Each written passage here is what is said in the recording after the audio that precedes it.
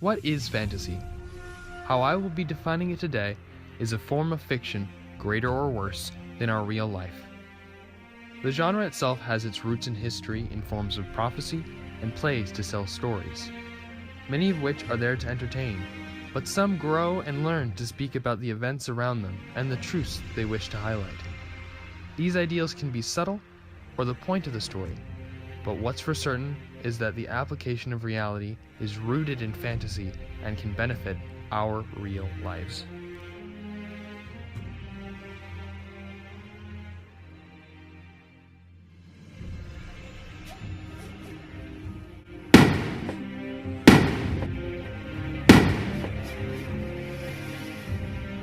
So, my question is, how does the fantasy genre benefit from our real-life experiences?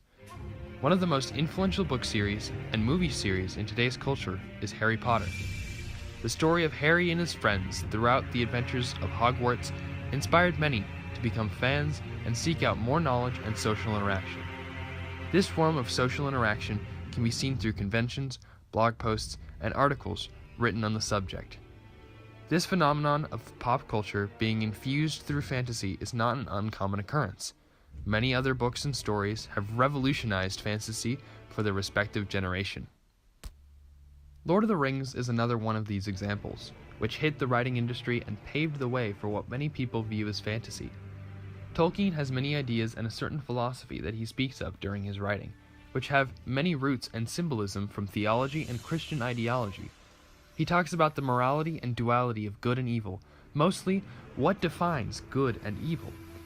Throughout his story, he delves into the complex nature of morality and how Sauron and Frodo are opposites of each other. We see a good-hearted hero rise up to the occasion to save his kind and his friends around him, but nearing the end of the story and during the climax, we see him succumb to evil. These views of how evil works describes everything and how it starts out as good.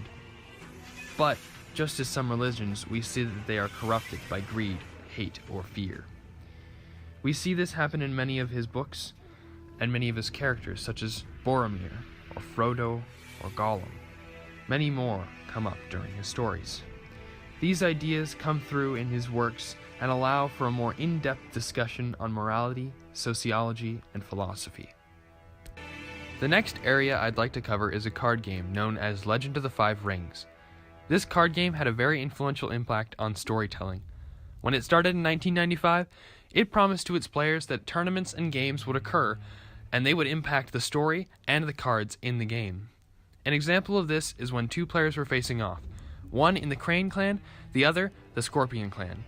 The Crane clan player played his deck and opened with the best duelist in the Empire. To retaliate, the Scorpion pulled a card that cloned this duelist, effectively, later in the game, giving them the edge to win. This event tied in with the storyline of the game, as well as new cards were created based on what happened during the tournament. Another example of this is when a tournament was happening.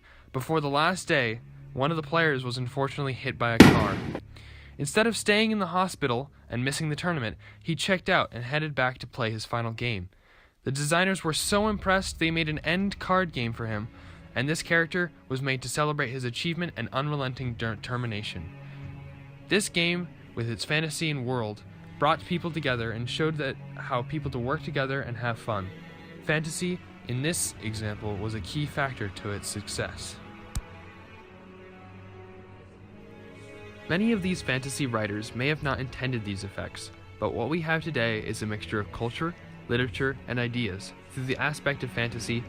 So the answer to my question, does fantasy benefit our real-life experiences? Yes. It benefits us socially, politically, morally, and spreads ideas, brings people together.